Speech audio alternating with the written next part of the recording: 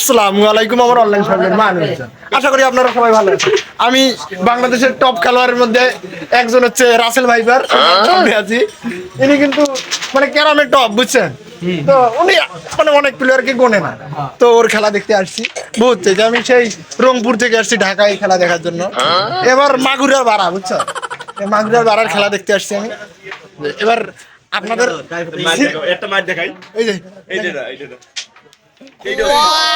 ভাই কি মাছ ছিল এটা, কিন্তু ঠাক পকেট দেওয়ার কথা ছিল, কিন্তু এখানে বিট ও বোট খারাপ, এটা বোট খারাপ, এরকম বোটে খেলে না ও, আবার কাছের বোট দিয়ে খেলে, বুঝছো, এই নর্মাল বোট। হ্যাঁ ওই যে কাছের, আমার তো বুঝি না, বুঝো না, হ্যাঁ পুরিয়া মানুষ ওই কাছের বোট গুলো আছে না ওগুলো।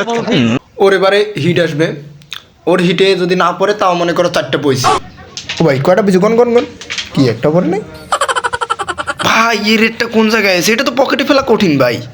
ভাই হাসেন না, আপনি আমি হলে লাগাইতে পারতাম না ভাই। খেলা দেখছেন ভাই, প্রত্যেকটা সূক্ষ্ম মার ভাই। ভাই পকেটে যাক যাক না যাক ভাই, গুটিতে লাগবে ভাই। ভাই সূক্ষ্ম মার একবার ভাই, প্লান মাফিক মার। আরে ভাই দেখছেন ভাই বোর্ডের কোয়ালিটি ভাই, করতে করতে ভাই হাগা বাইরে হয়েছে কিন্তু গুটি না পড়ে। ও ভাই এ মারটা দেখছো ভাই, আমরা একটা মারতে হিমশিম খাই, ও 3টা মারছি, যদিও বা পড়ে নাই বোট খারাপের জন্য।